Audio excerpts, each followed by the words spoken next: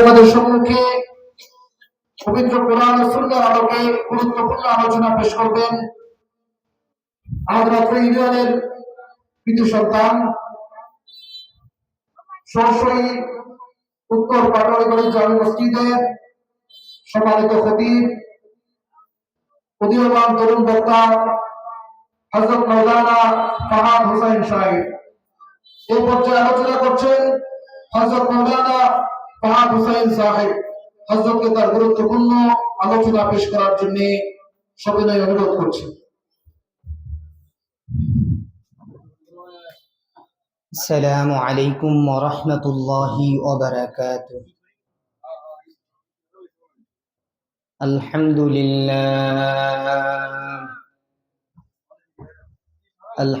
لله الذي وكفى وسلام على عباده الذين اصطفى.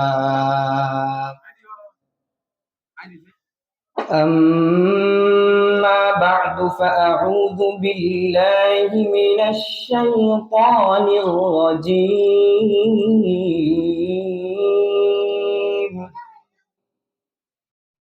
بسم الله الرحمن الرحيم.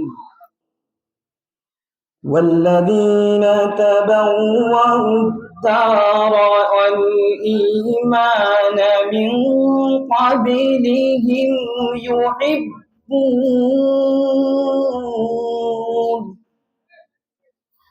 يحبون من هاجر إليهم ولا يجدون في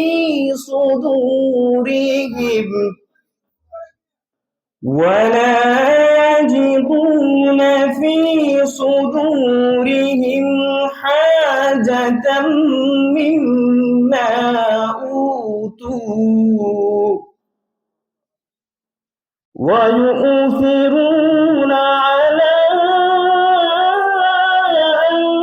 أنفسهم ولو كان بهم خصاصة ومن يوق شح نفسه فأولئك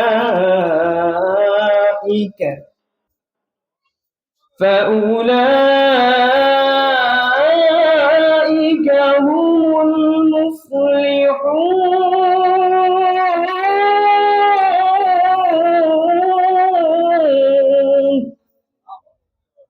وقال النبي صلى الله عليه وآله وسلم: وعن أبي هريرة رضي الله تعالى عنه قال النبي صلى الله عليه وسلم: طعام الاثنين كافي الثلاث، أو كما قال عليه الصلاة والسلام. صدق الله المولانا العظيم وصدق رسوله النبي الكريم، ونحن على ذلك لمن الشاهدين والشاكرين والذاكرين، والحمد لله رب العالمين. সকলে মোহাব্বতের সাথে দুরূদ ইব্রাহিম পড়ি। আল্লাহুম্মা সাল্লি আলা মুহাম্মাদিন ওয়া আলা আলি মুহাম্মাদ কামা সাল্লাইতা আলা ইব্রাহিম ওয়া আলা আলি ইব্রাহিম ইন্নাকা হামিদুম মাজিদ। اللهم بارك على محمد وعلى آل محمد كما باركت على إبراهيم وعلى آل إبراهيم إنك حميد مجيد بلغ العلا بكماله كشف الدجى بجماله حسنت جميع خصاله صلوا عليه وآله رحيم مسكن رہے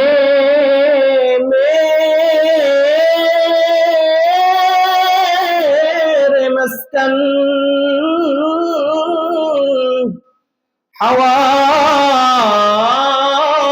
حوالی کعبہ بنی میرے مدفن دیار مدینہ بلغ العلا بكماله كشف الدجى بجماله حسنت جميع خصاله صلوا عليه وآله دے مجھے عشق محمد دے مجھے عشق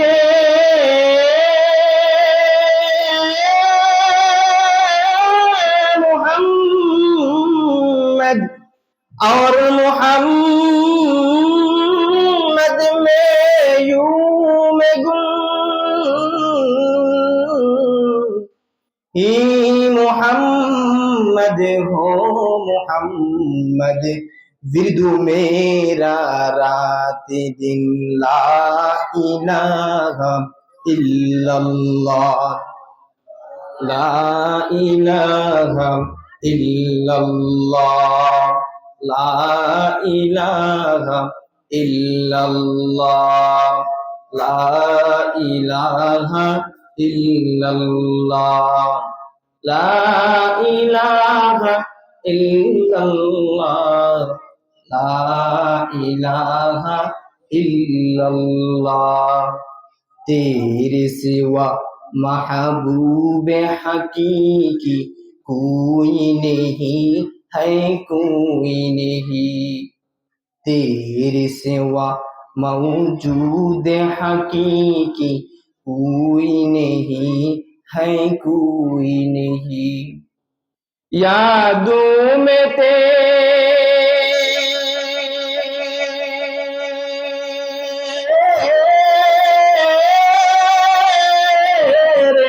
سب کو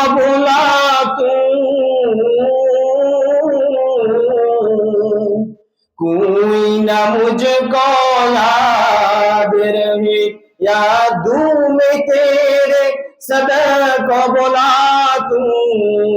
کوئی نہ مجھ کو یاد رہے سب خوشیوں کو آگ لگا دو سب خوشیوں کو آگ لگا دو کھانا دل آباد رہے اب تو رہے بس اب تو رہے بس تادم آخر ورد زبا اے میرے الہ الہ الا اللہ لا الہ الا اللہ محبت সাথে পড়ি لا الہ الا اللہ لا الہ الا اللہ لا الہ الا اللہ لا الہ الا اللہ আসিয়া বলে এক আল্লাহ ফেরাউন বলে বাড়াও জ্বালা আসিয়া বলে এক আল্লাহ হায় ভাই ফেরাউন বলে বাড়াও জ্বালা আমার আল্লাহ বলেন ও জিবরাইল আল্লাহ বলেন ও জিবরাইল জান্নাতেরি খোলো তালা ইলাহা ইল্লাল্লাহ লা ইলাহা ইল্লাল্লাহ লা ইলাহা ইল্লাল্লাহু মুহাম্মাদুর রাসূলুল্লাহ সাল্লাল্লাহু আলাইহি ওয়া আলিহি ওয়া সাল্লাম। সুবহানাকা লা ইলমা লানা ইল্লা মা 'আল্লামতানা ইন্নাকা আনতাল আলিমুল হাকীম। ঈমানের পথে অবিচল থেকে আমার মরণ যেন হয়। তোমারই কাছে মিনতি আমার,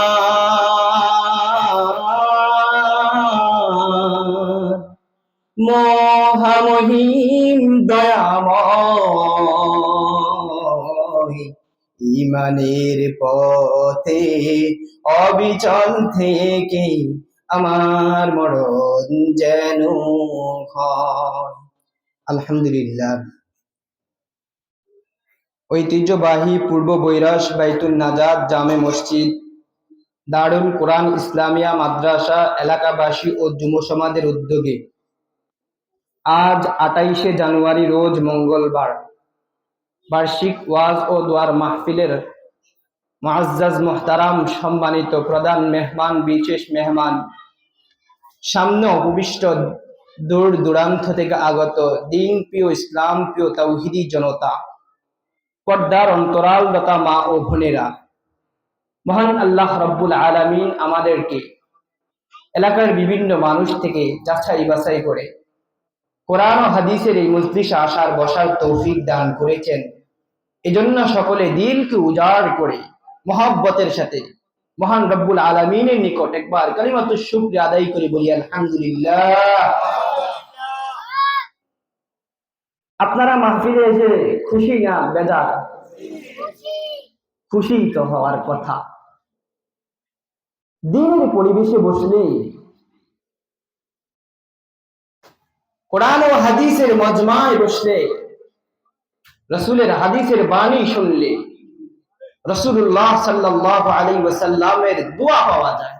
আমরা চাই না রাসূলের দোয়ার অংশীদার হতে? চাই না? নবীজির দোয়া পাইলে আমাদের দুনিয়াও কামিয়াব, আখিরাতও কামিয়াব হয়ে যাবে।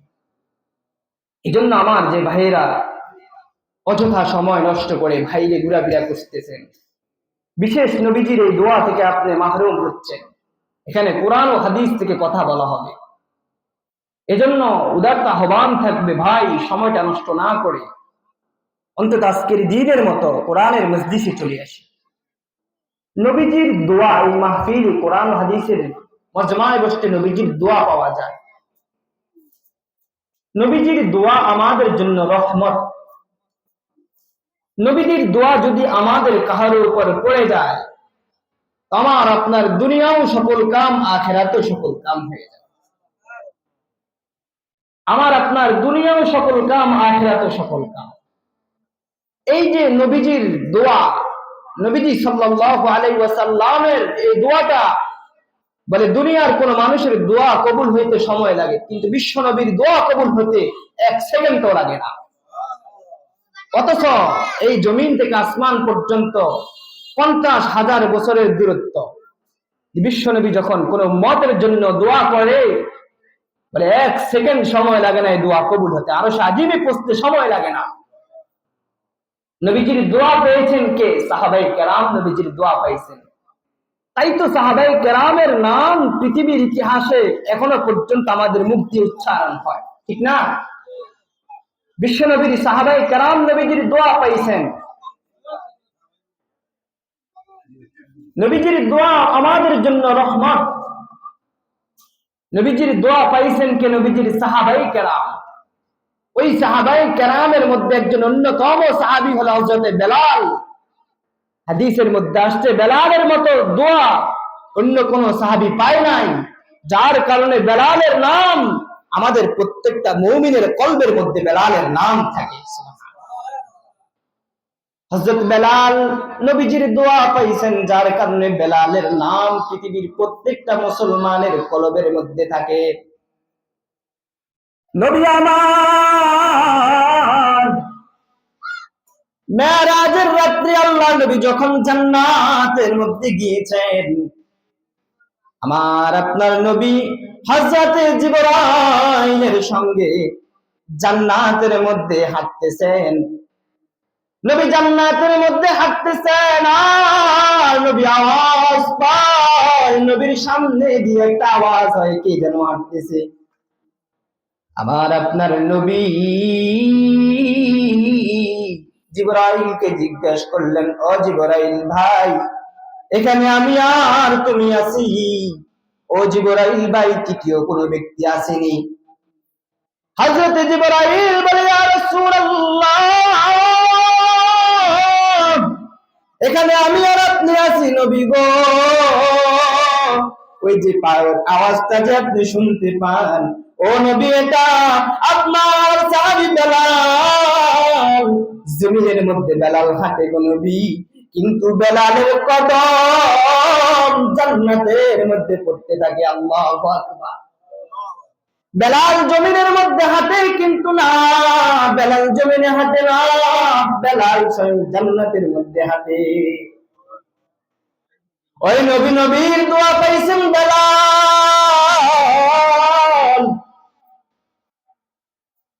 মুহাদ্দিসিনে কেরাম একটা ঘটনা উল্লেখ করেন এই হাদিসের মধ্যে। মায়ার নবীর সাহাবী বেলাল একদিন ফজরের সময় বেলাল মসজিদে নববীতে নাই। আপনার আমার নবী মসজিদে নববীতে নামাজ পড়াইলেন। নবী নামাজের পর সাহাবায়ে কেরামদের দিকে বসতেন।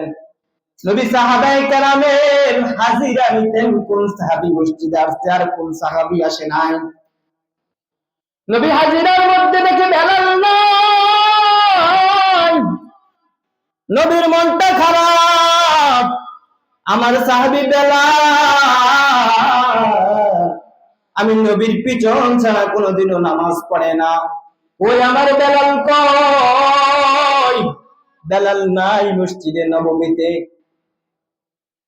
মসজিদে নববীতে বেলাল নাই। হযরত বেলাল নবীর কাছে যখন আসলেন, নবী বলে, বেলাল তুমি ফজরের নামাজের সময় কই ছিলে রে বেলাল? এই কথা বলার পর বেলাল নবীর উত্তর দেয়, ইয়া রাসূলুল্লাহ, ইয়া হাবিবাল্লাহ, প্রতিদিনের ন্যায় আমি বেলাল মসজিদে নববীর উদ্দেশ্যে রওনা হয়েছি। নবী, আপনি যে জানেন আমি মসজিদে নববীতে আসতে হলে আপনার মেয়ে ফাতেমাতুজ জাহরার ঘর অতিক্রম করে আসতে হয়।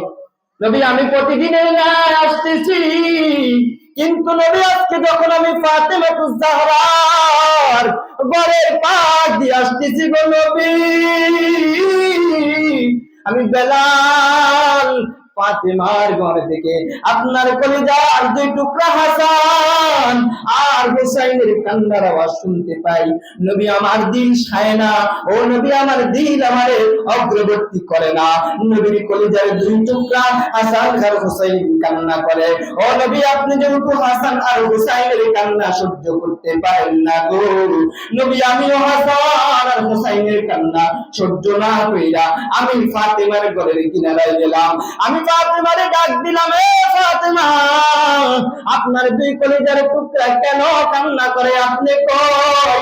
ফাতেমা পর্দার আড়াল থেকে নবী উত্তর দিল। ফাতেমা বলে, আমি একজন মানুষ কেমনে দুইটা কাজ একসাথে সামাল দিব? কি কাজ? বলে, আমি ডেকির মধ্যে যেভাবে আমাদের সমাজের মধ্যে মানুষ আটার আগে ইয়া করতো, আমি ছাতু বানাইতেছি, আর ওই ছাতু আমি সকালবেলা পিঠা বানায় আমার সন্তানদের সামনে দিব। এখন যদি আমি তাদেরকে কোলে নেই, আমার ছাতু বানানো হবে না, আর যদি তাদেরকে কোলে না নেই ছাতু বানাই, সকালবেলা তারাও পেট ভরতে পারবে খেয়ে, হযরতে আলীও খেতে পারবে। দুইটা কাজ আমি কিভাবে সামাল দেব? বেলাল কয়, ইয়া রাসূলুল্লাহ, আমি ফাতেমারে বললাম, আপনি যদি মনে কিছু না নেন, দুই কাজের একটা কাজ আমারে দেন, আমি একটা কাজ করি। আল্লাহু আকবার। হযরত ফাতেমা বলে, তাহলে আমার সন্তান আমার কাছে থাকো, তুমি চাতু বানাও। ও নবী, আমি ওই ছাতু বানাইতে গিয়া ফজরের সময় মসজিদে আসতে পারি নাই। নবী গো, আপনি আমার উপর রাগ, আমি বুঝতে পারছি গো নবী, কিন্তু কি করব, আপনার কলিজার দুই টুকরা হাসান আর হোসাইনকে ফেলাইয়া আমি মসজিদের দিকে আসতে পারি না। আপনার দুই কলিজার টুকরার মহব্বত নিয়া আমি তাদের ঘরের মধ্যে তার মা ফাতেমারে সহযোগিতা করছি। আমার আপনার নবী, যেই নবী বেলালের প্রতি এত রাগ, ওই নবী বেলালে জড়াইয়া বইরা বুকের সঙ্গে বুকটা লাগায়া অব্বালা বাইনা আইনাইহি, নবী বেলালের দুই চোখের মধ্যখানের মধ্যে চুমু দিয়ে দিলেন। আল্লাহু আকবার। যে নবী এতক্ষণ পর্যন্ত বেলালের উপর রাগ ছিল, যখনই না নবীর কলিজার দুই টুকরাকে সহযোগিতা করতে গিয়া নবীর মেয়েকে, নবীর আওলাদকে সহযোগিতা করছেন, এই কথা শুনছেন, নবী হযরতে বেলালের দুই চোখের মধ্যখানে চুমু দিলেন, আর কি বললেন, রাহিমাকাল্লাহ কামা রাহিমতানা। বেলাল, তুমি যেভাবে আমার সন্তানের উপর রহম করেছো, আমাদের উপর রহম করেছো, আল্লাহ তোমারও রহম করুক। আল্লাহু আকবার। নবী এই দোয়া দিয়েছেন বেলালকে। বেলাল নবীর দোয়া পাওয়ার কারণে বেলালের নাম, বেলালের দাম এই পরিমাণ হয়ে গিয়েছে। যেই বেলাল এই দোয়া পাওয়ার পর বেলালের দাম এই পরিমাণ হয়েছে, আজ পৃথিবীর প্রত্যেকটা মানুষের কলবের মধ্যে বেলালের নাম আছে না নাই? প্রত্যেকটা মানুষ বেলালকে চিনে। এই জন্য যে ভাইরা নবীজির দোয়া চান, নবীজির এই মাদ্রাসার মাঠে, মসজিদের মাঠে, মাহফিলের সামিয়ার নিচে চলে আসেন, আল্লাহর নবীর দোয়া পেতে পারেন। আর নবীর দোয়া পাইলে আপনার দুনিয়া ও আখিরাত সকল কাম হয়ে যায়। এজন্য আমরা নবীজির দোয়া পেতে চাই না সকলে। যাই হোক, আমি আপনাদের সম্মুখে যে বিষয়বস্তু নিয়েছি, ওই বিষয়বস্তু হলো একে ভাই অপর ভাইকে প্রাধান্য দেওয়া। একজন মুসলমান নিজের উপর নিজের অপর ভাইকে প্রাধান্য দেওয়া। ইনশাআল্লাহ সময়ের মধ্যে গুরুত্বপূর্ণ কোরআন ও হাদিস থেকে নির্মিত বাণীগুলো ইনশাআল্লাহ আপনাদেরকে শোনাবো। আপনারা শুনতে রাজি আছেন তো? বসবেন তো সময় শেষ পর্যন্ত ইনশাআল্লাহ? এই শব্দটা হলো ইসার, এক ভাই অপর ভাইকে প্রাধান্য দেওয়া। বলেন, আমাদের সমাজের মধ্যে আমাদের মুসলমানরা নিজেদের ভাইদেরকে নিজেদের উপর প্রাধান্য দিতে চায় না। কোন ভাই যদি বিপদে পড়ে তাকে সহযোগিতা করতে চায় না। অথচ দেখেন পৃথিবীর যাদের নাম এখন আপনাদের মুখের মধ্যে উচ্চারিত হয়, সাহাবায়ে কেরাম, যেই সাহাবায়ে কেরামদের শানে যারা মুসলমানদেরকে একে অপরের উপর প্রাধান্য দেওয়ার কারণে, নিজেদের উপর নিজেদের মুসলমান ভাইদেরকে প্রাধান্য দেওয়ার কারণে আল্লাহ রাব্বুল আলামিন তাদের গুণ সম্পর্কে স্বয়ং কোরআনের মধ্যেই আল্লাহ তাআলা বর্ণনা করেছেন। এজন্য এই গুণ আমরা নিতে চাই কিনা বলেন তো? এই যে গুণ আল্লাহ রাব্বুল আলামিন কোরআনে কারীমের মধ্যে বলছেন যে এক ভাই অপর ভাইকে নিজের উপর প্রাধান্য দেওয়া, কি পরিমাণ প্রাধান্য দিয়েছেন। মদিনার আনসাররা মক্কার মুহাজিরদেরকে কি পরিমাণ প্রাধান্য দিয়েছেন। প্রাধান্য দেওয়ার কারণে আল্লাহ তাআলা কোরআনের মধ্যে তাদের তিনটা গুণ সম্পর্কে আলোচনা করেছেন। আমার পঠিত আয়াত সূরা হাসরের 9 নম্বর আয়াত, আল্লাহ বলেন, বিসমিল্লাহির রহমানির রহিম, ওয়াল্লাযীনা তাবাওয়াউদ দারা ওয়াল ঈমানা মিন ক্বাবলিহিম ইউহিব্বুনা মান হাজারা ইলাইহিম ولا يجدون في صدورهم حاجة مما أوتوا ويؤثرون على أنفسهم ولو كان بهم خصاصة ومن يوق شح نفسه فأولئك فأولئك هم المفلحون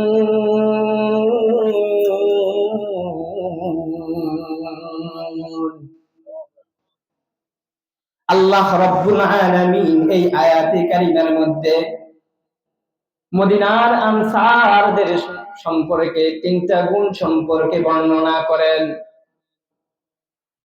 আল্লাহ রাব্বুল আলামিন এই আয়াতে কারিমার মধ্যে বলেন, ওয়াল্লাযীনা তাবাওয়াউদ দার ওয়াল ঈমানা মিন ক্বাবলিহিম, আল্লাহ বলেন যারা ইতিপূর্বে মদিনার মধ্যে ঈমান আনছে ওই সমস্ত মানুষের তিনটা গুণ।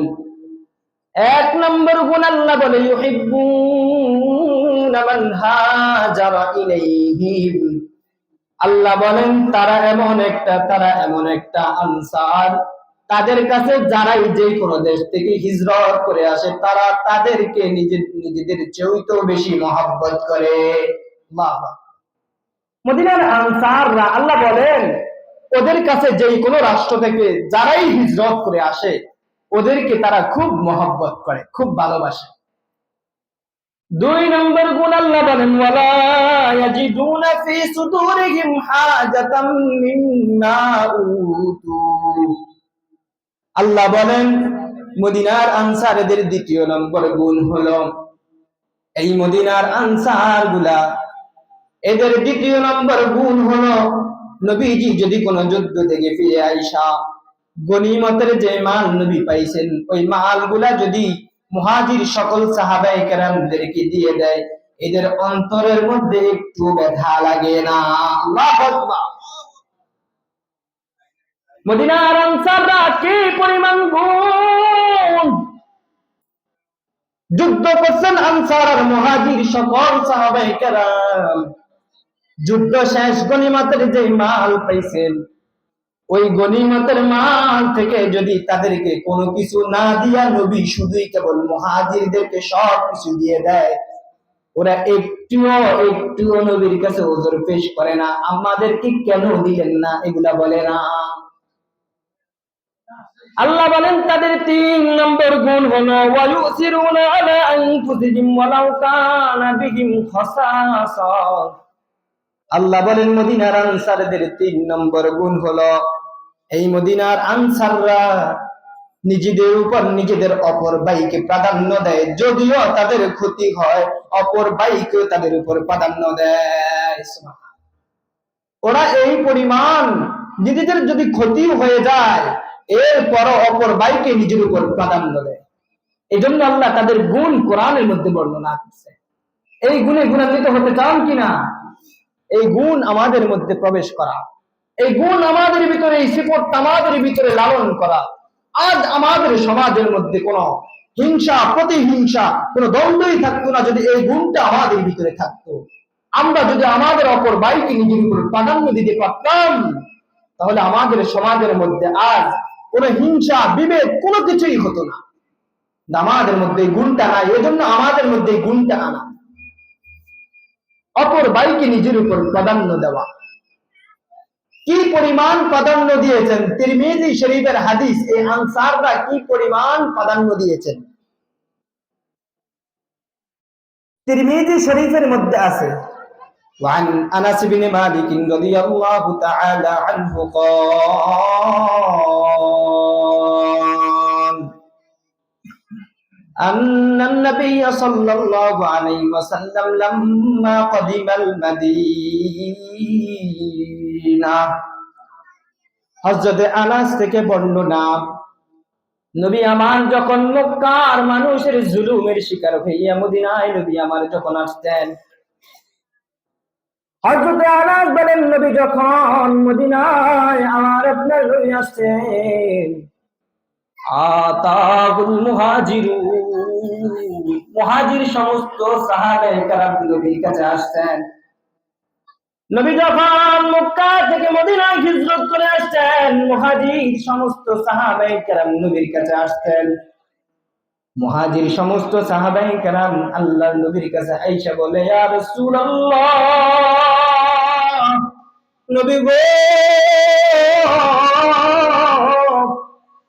ঈমানের জন্য গো নবী বাড়ি ছাড়ছি, ও নবী দিন হেফাজতের জন্য গো নবী ঘর ছাড়ছি, ও নবী দিন হেফাজতের জন্য পরিবার পরিজনকে ছাড়ছি। আর ওই মক্কার মানুষগুলো কি পরিমাণ অত্যাচার আমাদের উপর চালাইলো। ও নবী ঘর বিটা বাড়ি গাড়ি সব কিছু চাইরা মদিনায় আসছি গো নবী। মদিনায় আমাদের কেউ নাই, মদিনায় আমাদের কোন আত্মীয় স্বজন নাই। নবী মদিনায় যখন আসলাম, আরে নবী মনটা ছায় আমরা কেমন জানি অসহায় অসহায়। কিন্তু নবী গো মদিনায় যখন আসলাম, মদিনার আনসারদেরকে দেখা নবী আমাদের দুঃখ সব আমরা ভুলে গেছি। আল্লাহ, ও নবী গো মদিনায় যখন আসলাম, আনসারদেরকে দেখে আমরা আমাদের সব ত্যাগের দুঃখ ভুলে গেছি। কেন বলছ? সাহাবায়ে কেরাম বলে, ইয়া রাসূলুল্লাহ, মদিনার একজন সাহাবী আমাদের দুঃখকে দূর করার জন্য যথেষ্ট। আল্লাহ, কেন যথেষ্ট? ওয়াশরাকুনা ফিল মাহানা, নবী তারা আমাদেরকে তাদের সমস্ত সম্পদ আমাদেরকে অংশীদার বানাইছেন। নবী আমাদের ঘর নাই, নবী আমাদের বাড়ি নাই, নবী আমাদের পরিবার নাই, পরিজন নাই গো নবী। মদিনায় আসছি বড় এতিম, কিন্তু নবী মদিনায় যখন আসলাম, মদিনার আনসারদেরকে দেখা নবী মনে হয় তারাই আমাদের পরিবার, তারাই আমাদের সব। ও নবী তারা তাদের সম্পদের মধ্যে আমাদেরকে অংশীদার বানাই দিয়েছে নবী। ও নবী এরা আমাদেরকে নিজের উপর প্রাধান্য দিয়েছেন। এই জন্য আল্লাহ তাআলা বলছেন আনসাররা নিজেদের উপর নিজেদের ভাইদেরকে প্রাধান্য দেয়, আল্লাহ যথেষ্টই বলেছেন, ঠিক না? আমাদের দেশের মধ্যে রোহিঙ্গা থেকে যে বাইরে আসছে, আমি আপনি 5 টাকা 10 টাকা দ্বারা সহযোগিতা করছি, কিন্তু মদিনার আনসাররা 5 টাকা 10 টাকা দ্বারা সহযোগিতা করে নাই। মদিনার আনসাররা মুহাজির ভাইদেরকে নিজেদের সম্পদের অংশীদার বানায়া দিয়েছে। আল্লাহু আকবার। এই হাদিসের ব্যাখ্যার মধ্যে পৃথিবী বিখ্যাত মুহাদ্দিস আল্লামা আব্দুর রহমান ইবনে আব্দুর রহিম আল মুবারকফুরি তিনার কিতাবের মধ্যে লেখেন, মদিনার মানুষদের খেজুরের বড় বড় বাগান ছিল। এই খেজুরের বাগানের মধ্যে যেই পরিমাণ খেজুর হতো, মদিনার মানুষগুলা এই খেজুরের যে আয় হতো, ওই আয়কে 2 ভাগ করতেন। 1 ভাগ আনসাররা নিজে রাখতেন, আরেক ভাগ মুহাজিরকে দিয়ে দিতেন। আল্লাহু আকবার। কি পরিমাণ তারা মুহাজির সাহাবীদেরকে সহযোগিতা করতেন, কি পরিমাণ নিজেদের উপর প্রাধান্য দিয়েছেন, নিজেদের সমস্ত সম্পদ থেকে অর্ধেক সম্পদ তাদেরকে দিয়ে দিয়েছেন। এই গুণটা আমাদের মধ্যে নাই। এই কারণে আমাদের সমাজের মধ্যে যত বিভেদ, যত লড়াই, যত কিছুই আমাদের সমাজের মধ্যে এই কারণটাই হয়। এই গুণটা যদি আমাদের মধ্যে থাকতো, কোনো বিভেদ আমাদের মধ্যে থাকতো না। বুখারী শরীফের বর্ণনা, কি পরিমাণ মদিনার সাহাবায়ে কেরাম আনসার মুহাজিরদেরকে প্রাধান্য দিয়েছেন।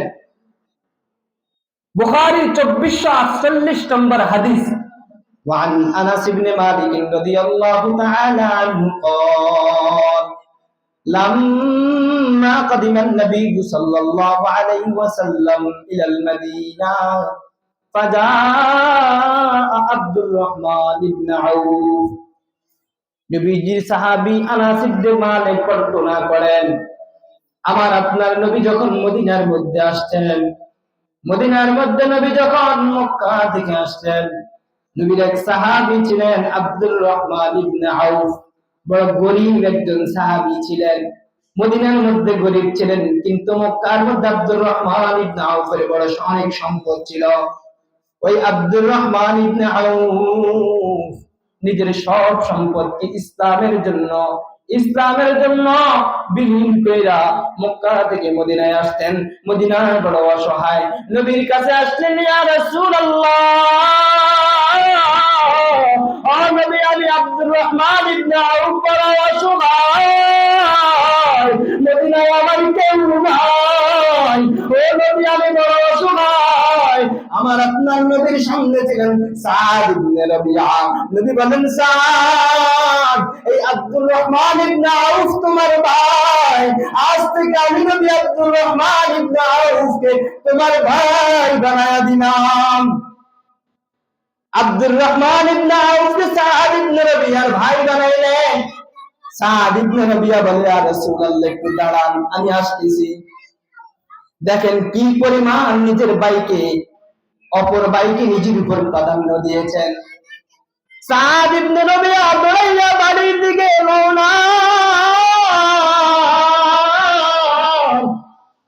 সাদ ইবনে রাবিয়া বাড়িতে যখন যায়, সাদ ইবনে রাবিয়ার দুইটা বিবি ছিল, একটা বিবির তালাক দিয়েছেন। এই বিবির তালাক দিয়া এই বিবির বিবাহের অধিকার নিজের হাতের মধ্যে লইলেন। সাদ ইবনে রাবিয়ার যে সম্পদ গুলো ছিল, ওই সম্পদ গুলারে দুই ভাগ করছেন। এক ভাগ হাতের মধ্যে লয়া আরেক ভাগ ঘরের মধ্যে রাইখা নবীর দরবারে সাদ আসতেন। নবীজিকে বলে, ইয়া রাসূলুল্লাহ আপনি না আব্দুর রহমান ইবনে আউফকে আমার ভাই বানাইছেন। ও নবী গো, আপনি বলেন না, দুই ভাই যদি থাকে বাবার সম্পদের মধ্যে দুই ভাই কেমন করে অংশীদার হয়? নবী বলেন, সাদ, দুই ভাই অর্ধেক অর্ধেক করে সম্পদ পায়। সাদ ইবনে রাবিয়া নবীর সামনে সব সম্পদের অর্ধেক সম্পদ আমার আপনার নবীর সামনে রেখে কয়, ইয়া রাসূলুল্লাহ আপনি না আব্দুর রহমান ইবনে আউফকে আমার ভাই বানাইছেন। ও নবী নেন, আমার সম্পদের অর্ধেক সম্পদ আমার ভাই আব্দুর রহমান ইবনে আউফকে আমি দিলাম। আল্লাহ। ও নবী, আমার দুইটা বিবি ছিল, একটা বিবির আমি তালাক দিলাম, নেন ওই বিবির অধিকার আনছি, আব্দুর রহমান ইবনে আউফের সঙ্গে বিবাহ করায় দেন। আল্লাহ, কি পরিমাণ প্রাধান্য দিয়েছেন! নিজের সমস্ত সম্পদকে দুই ভাগ করে এক ভাগ আব্দুর রহমান ইবনে আউফকে দিয়ে দিয়েছেন। নিজের দুইটা বিবি ছিল, একটা বিবিকে তালাক দিয়া আব্দুর রহমান ইবনে আউফের সঙ্গে বিবাহ দিয়ে দিয়েছেন। নবী শুধু বলছেন, সাদ তোমার ভাই। আর সাদ দৌড়াইয়া বাড়িতে চলে গেছে, সব সম্পদের অর্ধেক সম্পদ আনছেন। কি পরিমাণ নবীকে সাদ ভালোবাসতেন, মহব্বত করতেন, কি পরিমাণ মহব্বত করতেন নবীকে। হযরত সাদ নবীর মহব্বত করার কারণে দুনিয়ার মধ্যে সাদ জান্নাতের সুঘ্রাণ পাইছে। আল্লাহু আকবার। নবীজি সাল্লাল্লাহু আলাইহি ওয়াসাল্লামের সাহাবী যায়েদ ইবনে সাবিত থেকে বর্ণনা, وعن زيد بن ثابت رضي الله تعالى عنه قال بعثني رسول الله صلى الله عليه وسلم।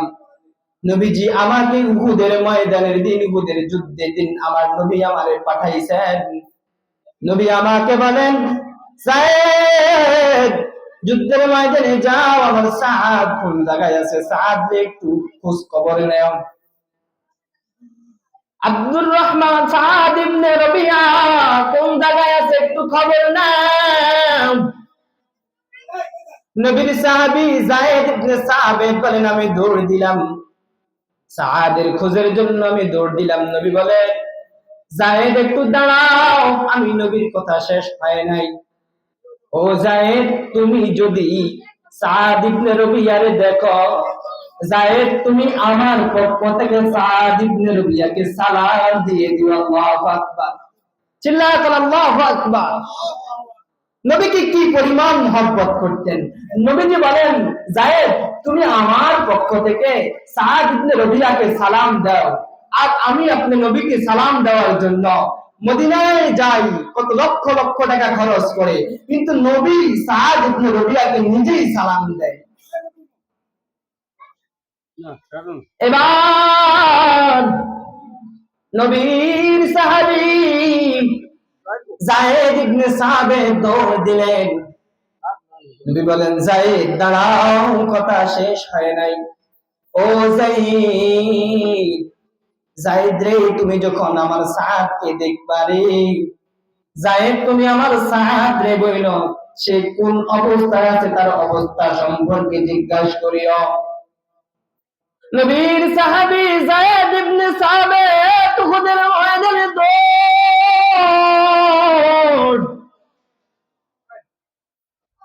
যায়েদ ইবনে সাবিত বলে, আমি উহুদের ময়দানটা খুঁজতে খুঁজতে দেখলাম সাদের কোন লাশ আমি পাই না, জীবিত সাদকেও আমি পাই না।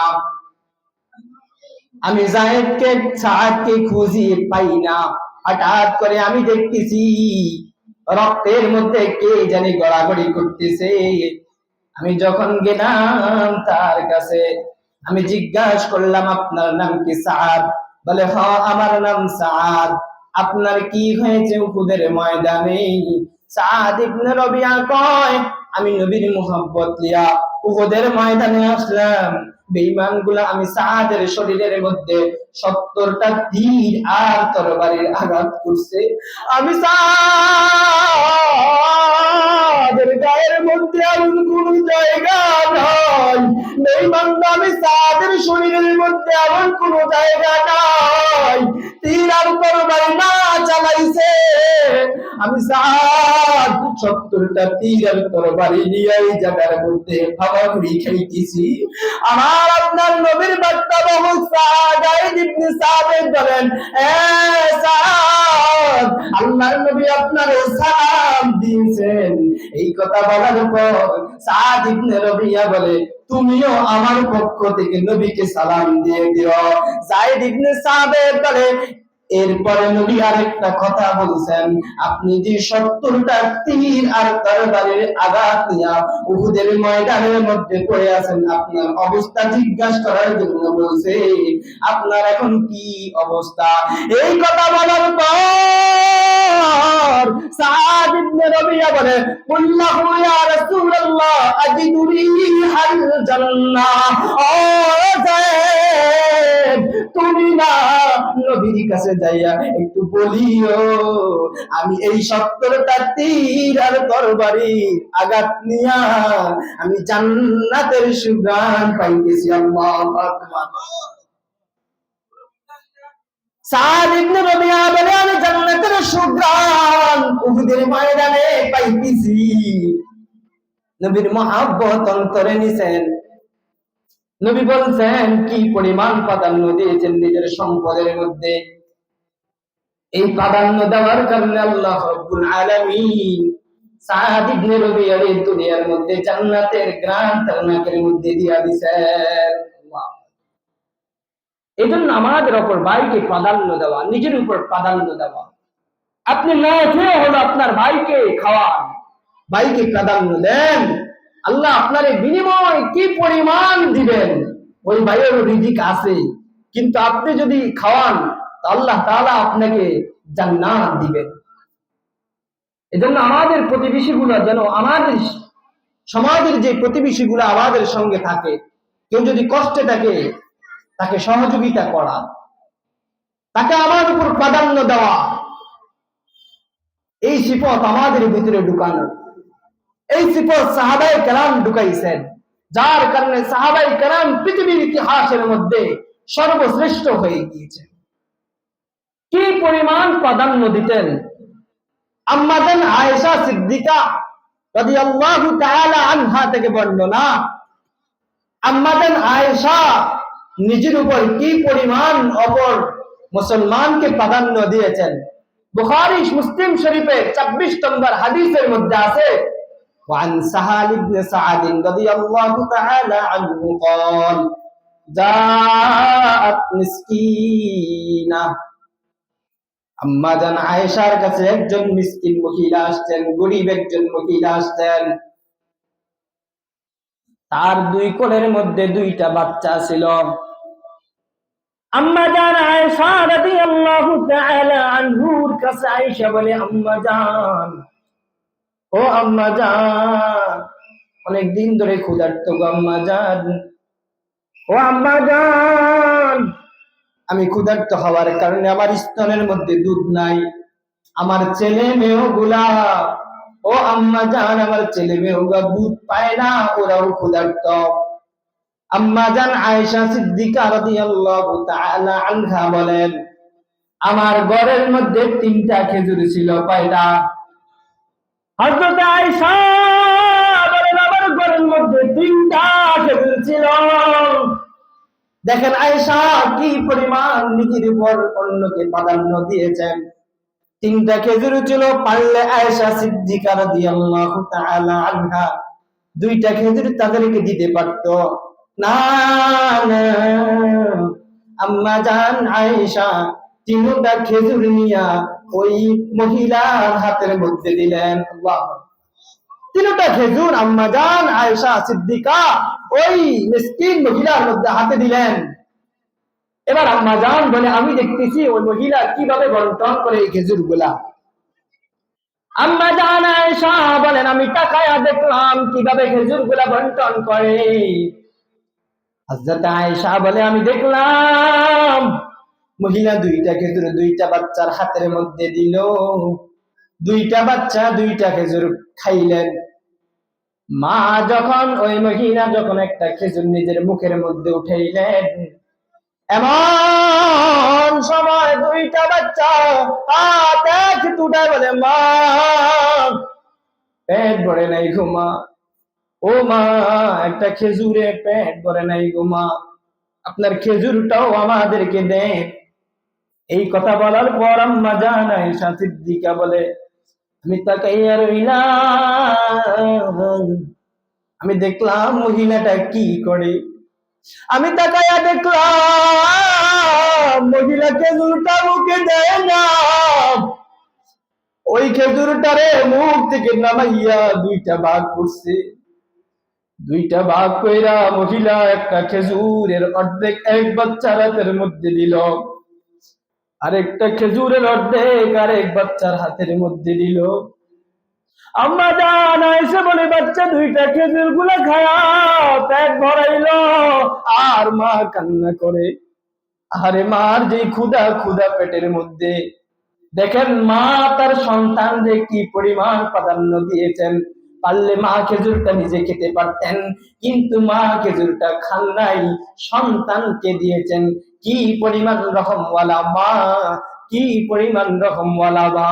ও ভাই, ওই মারে কেমনে কষ্ট দাও, ও মারে কেমনে কষ্ট দাও, যে মা তোর জন্য এত কষ্ট করে, যেই মা তোরে শীতের বেলা নিজে ঠান্ডার মধ্যে ঘুমাইয়া, যেই মা তোরে শুকনা জায়গার মধ্যে ঘুমাইতে দেয়, যেই মা রাত্রিবেলা তোর জন্য ঘুমাইতে পারে না, যে মা নিজে না খাইয়া তোরে খাওয়াইলো, যে মা নিজে না পয়না তোরে পড়াইলো, কেমনে রে যুবক ওই মারে কিভাবে কষ্ট দেস রে যুবক।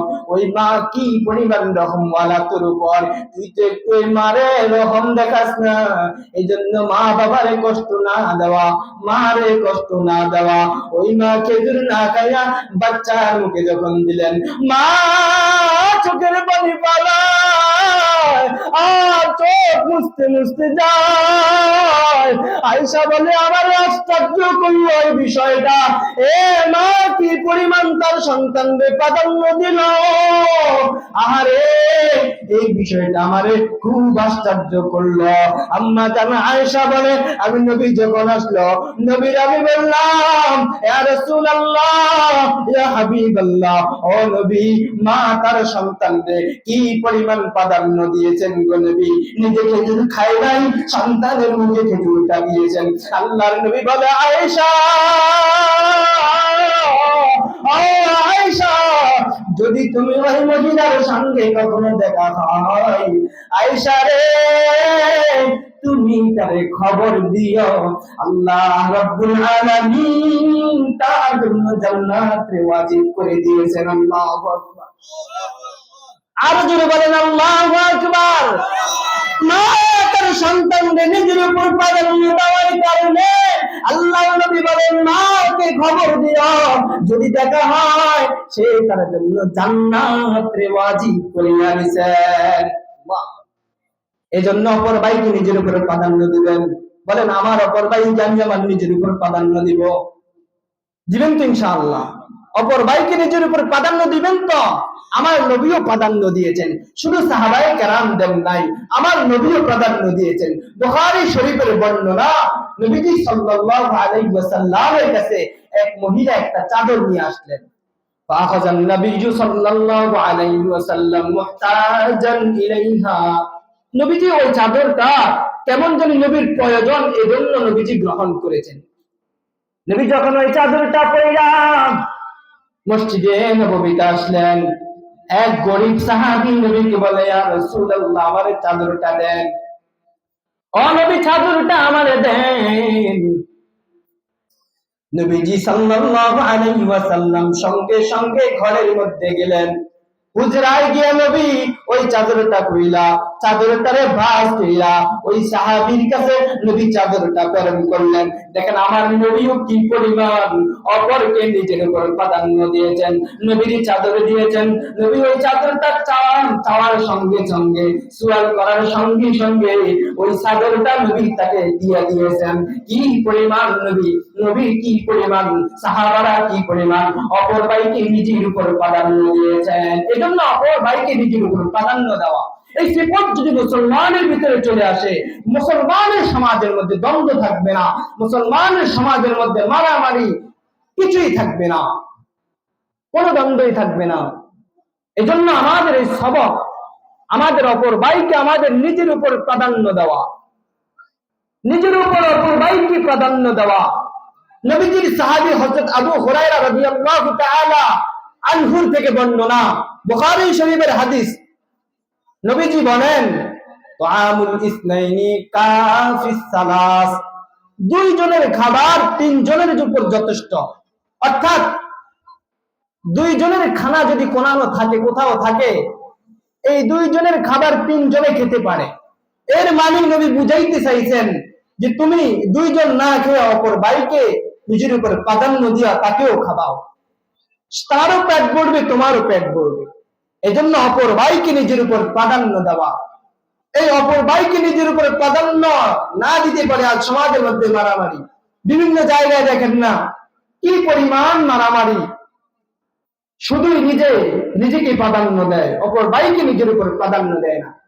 তাবিঈরা কি পরিমাণ নিজেকে নিজের উপর প্রাধান্য দিয়েছেন। হাজ্জাজ ইবনে ইউসুফের আমলের মধ্যে ইব্রাহিম তাইমি আর ইব্রাহিম নাখঈ, হাজ্জাজ বিন ইউসুফ পুলিশ পাঠাইলেন ইব্রাহিম নাখঈকে ধরার জন্য। আল্লামা ইবনে সাআদ তার কিতাব আত-তাবাকাতুল কুবরার মধ্যে লেখেন, পুলিশ যখন আসলেন, পুলিশ আসলেন মূলত ইব্রাহিম নাখঈকে ধরার জন্য। পুলিশ আসলেন ইব্রাহিম তাইমির কাছে। তো পুলিশ বললেন, তুমি কি ইব্রাহিমকে চিনো? নাখঈ আর বলেন নাই। ইব্রাহিম তাইমিও জানেন যে ইব্রাহিম নাখঈকে ধরার জন্য আসছে। তো ইব্রাহিম তাইমি বলে, ইব্রাহিম নাখঈ বলে, আমি হলাম ইব্রাহিম। তো হাজ্জাজ বিন ইউসুফের কাছে নেওয়া হলো। হাজ্জাজ বিন ইউসুফ তাকে জেলখানার মধ্যে দিলেন। কি পরিমাণ অত্যাচার করেছেন। তার চেহারা পরিবর্তন হয়ে গিয়েছেন, গলার আওয়াজ পরিবর্তন হয়েছেন। হায় হায়, তার মা যখন গিয়েছে ইব্রাহিম তাইমির কাছে, মা সন্তানদের চিনতে পারে না। মা বলে, আমার সন্তান তুই না। ইব্রাহিম তাইমি বলে, মা আমি আপনার সন্তান। ও মা, ছোটবেলায় আমি অমুক জায়গায় দেখা পেয়েছি। মা আপনি না অমুক জিনিস দ্বারা আমাকে মানুষ করছেন। ও মা, আমার বাবা ওই সময় মারা গিয়েছে। এই গুণাগুণ যখন মায়ের কাছে বর্ণনা করলেন, মা বলে, ইব্রাহিম, আমি তো আমার সন্তান দিছিনি। আমার সন্তান এমন কোন অপরাধ করে নাই। বাদশার জেলখানার মধ্যে আমার সন্তানের চেহারা পরিবর্তন হয়ে যাবে, আমার সন্তানকে চিনা যাইবে না। মা এই কথা বলে আর কান্নায় বিভোর। সন্তান বলে, মা ও মা, পুলিশ আমাকে ধরার জন্য দেয় নাই মা, আমার ভাই ইব্রাহিম নাখঈকে ধরার জন্য দিয়েছে। মা আপনার সন্তান ইব্রাহিম তাইমি যদি শত ইব্রাহিম তাইমি যদি জেলখানার মধ্যে পচে গলে মারা যায়, ও মা, এলাকাবাসীর জন্য, উম্মতের জন্য বিন্দু পরিমাণ ক্ষতি হবে না। কিন্তু মা, ইব্রাহিম নাখি যদি জেলখানার মধ্যে পচে গলে শেষ হয়ে যায়, ও মা, সমাজের মানুষের বড় ক্ষতি হবে। সমাজের মানুষ এলেম থেকে বঞ্চিত থাকবে, সমাজের মানুষ এলেম থেকে বঞ্চিত হবে, সমাজের মানুষ মাসলা মাসাইল জানতে পারবে না। মা, আমি আমার ভাইকে প্রাধান্য দিলাম। ও মা, আমার কোনো অপরাধ ছিল না, আমি জানি পুলিশ ধরতে গিয়েছেন ইব্রাহিম নাখিকে, কিন্তু মা, আমি আমার জীবনটারে আমার ভাইয়ের জীবনের উপর প্রাধান্য দেই নাই। মা, আমি জানি আমি অপরাধী না, কিন্তু মা, আমি যদি না থাকি পৃথিবীর মানুষের বিন্দু পরিমাণ ক্ষতি হবে না। কিন্তু ইব্রাহিম নাখি যদি না থাকে মা, পৃথিবীর মানুষের বড় ক্ষতি হয়ে যাবে। এই জন্য আমি আমার ভাইকে প্রাধান্য দিতে গিয়ে মা, আমি আজকে জেলখানায়। মা কান্নাকাটি করে চলে গেলেন। দেখেন কি পরিমাণ প্রাধান্য দিয়েছেন তার ভাইকে নিজের উপর। এজন্য এই সিফতটা আমাদের ভিতরে লালন করে, এই সিফতটা ঢুকান, অপর ভাইকে নিজের উপর প্রাধান্য দেন। সমাজের মধ্যে অস্থিরতা থাকবে না, সমাজের মধ্যে মারামারি খুনাখুনি কিছুই থাকবে না, সমাজের মধ্যে কোনো পথ দিয়া আর আমাদের সমাজের মধ্যে বিশৃঙ্খলাও হবে না। এজন্য অপর ভাইকে নিজের উপর প্রাধান্য দিবেন তো ইনশাআল্লাহ। ইনশাআল্লাহ আমাদের অপর ভাইকে নিজের উপর প্রাধান্য দেব। আল্লাহ তাআলা আমাদের সকলকে এই কথাগুলোর উপর আমল করার তৌফিক দান করুক। ওমা তাওফীকি ইল্লা বিল্লাহ। আসসালামু আলাইকুম ওয়া রাহমাতুল্লাহি ওয়া বারাকাতুহু। মাশাআল্লাহ।